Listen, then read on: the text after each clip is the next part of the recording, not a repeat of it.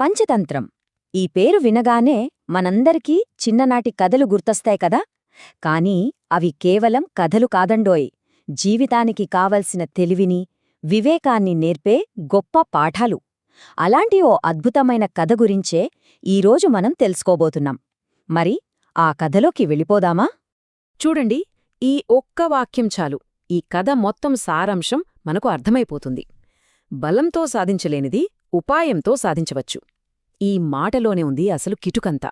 అంటే తెలివికి, బలానికి మధ్య జరగబోయే పోరాటానికి ఇదొక నాంది అనమాట. సరే, ఇక అసలు కథలోకి వెళ్దాం.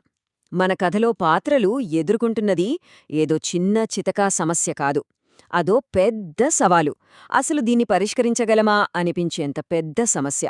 ఇంతకీ వాళ్ళు ఎలా ఇరుక్కుపోయారో చూద్దాం. ఒక పెద్ద మర్రి చెట్టు చూడ్డానికి ఎంత బాగుందో కదా.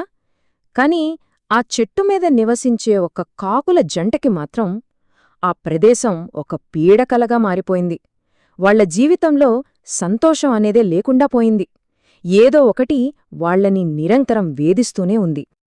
వాళ్ల బాధకి కారణమేంటో తెలుసా? ఆ చెట్టు తొర్రెలో ఉండే ఒక నల్లపాము. పాపం, ఆ ఆడకాకి గుడ్లు పెట్టిన ప్రతిసారీ ఆ పాము వచ్చి వాటిని తినేసేది. ఆలోచించండి, వాళ్ల ఆశలన్నీ అడియాసలైపోతున్నాయి. ఈ విషాదం వాళ్ల జీవితాన్ని ఒక రకంగా నరకంలా మార్చేసింది. ఇక్కడ మనం స్పష్టంగా చూడొచ్చు, రెండు పక్షాల మధ్య ఎంత తేడా ఉందో. ఒకవైపు చిన్నగా, నిస్సహాయంగా ఉన్న కాకుల జంట, మరోవైపు చాలా శక్తివంతమైన, క్రూరమైన నల్లపాము. ఇప్పుడు చెప్పండి, ఈ పోరాటంలో కాకులు గెలవడం సాధ్యమేనా? అస్సలు కుదరదు కదా. అందుకే అవి అంత నిస్సహాయంగా ఉండిపోయాయి. కాని ఇక్కడే కథ ఒక పెద్ద మలుపు తీసుకుంటుంది. సరే, మన వల్ల కాదులే ఆ కాకులు వదిలేలేదు. బలానికి బలం సరిపోదని గ్రహించి తెలివితో ఏదైనా చేయగలమేమో అని ఆలోచించాయి. దానికోసం ఓ తెలివైన స్నేహితుడి దగ్గరికి వెళ్లాయి. అదే ఒక నక్క. సరే, ఇప్పుడు సమస్య నుంచి పరిష్కారం వైపు వెళ్దాం. నక్క ఇచ్చిన సలహా అదే ఈ కథలో అసలైన గేమ్ చేంజర్. బలం కాదు, తెలివే ముఖ్యం అనే పాయింట్ని ఎలా పరిచయం చేసిందో చూద్దాం రండి. నక్క ఏం చెప్పిందంటే, నిరాశపడకండి. శత్రువు ఎంత బలవంతుడైనా వాడిని ఒక ఉపాయంతో దెబ్బకొట్టొచ్చు. చూడండి, ఎంత మంచి మాట చెప్పిందో. ఇక్కడ కావలసింది బలం కాదు, ఉపాయం అంటే తెలివి. ఆ నక్క వేసిన ప్లాన్ మామూలుగా లేదు, చాలా తెలివైన ప్లాన్ అది. స్టెప్ బై స్టెప్ చూద్దాం. ఫస్ట్, రాజధాని నగరానికి వెళ్ళాలి. అక్కడెవరో ఒక ధనవంతులు మర్చిపోయిన బంగారు గొలుసుని కనిపెట్టాలి. ఆ తర్వాత ఆ గొలుసుని తీసుకుని కావాలనే అక్కడి సేవకుల కంట పడాలి. వాళ్ళు చూస్తుండగానే దాన్ని నోట కరుచుకుని ఎగరాలి. Last and most important step, దాన్ని నేరుగా తీసుకెళ్లి ఆ పామున్న తొర్రలో పడేయాలి. అద్భుతం కదా. ఇది కేవలం దొంగతనం కాదు, మనుషుల అత్యాశనే తమ ఆయుధంగా మార్చుకోవడం. సరే, ప్లాన్ అయితే అదిరిపోయింది. కానీ అది వర్కౌట్ అయిందా? తెలివి ముందు బలం ఓడిపోయిందా? కథలో అసలైన క్లైమాక్స్కి వచ్చేశాం. ఏం జరిగిందో చూద్దాం. ప్లాన్ ప్రకారం ఆడకాకి రాజధానికి వెళ్ళింది. అక్కడ సరస్సు ఒడ్డున రాజ అంతఃపుర స్త్రీలు స్నానం చేసి వాళ్ల బంగారు గొలుసుని మర్చిపోయి వెళ్లారు. అదృష్టం చూడండి, కాకికి కావలసిన టార్గెట్ దొరికేసింది. ఇక చూడండి యాక్షన్ సీన్. ఆడకాకి ఆ బంగారు గొలుసుని నోట కరుచుకుంది. వెంటనే రాజుగారి సేవకులు అది చూసి కర్రలు తీసుకుని దాని వెంటపడ్డారు.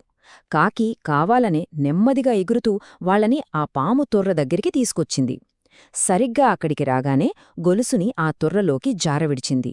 ఇంకేముంది, ఆ సేవకులు గొలుసుకోసం తొర్రలోకి చూస్తే అక్కడ పడగ విప్పి బుసలు కొడుతున్న పాము కనిపించింది. వెంటనే వాళ్లు కర్రలతో ఆ పాముని కొట్టి చంపేసి గొలుసుని తీసుకుని వెళ్ళిపోయారు. Plan 100% success. అంతే, పాము కథ ముగిసింది. ఆ కాకుల జంటకు పట్టిన పీడ విరగడైంది. ఇకపై వాటి పిల్లలు సురక్షితంగా ఉంటాయి.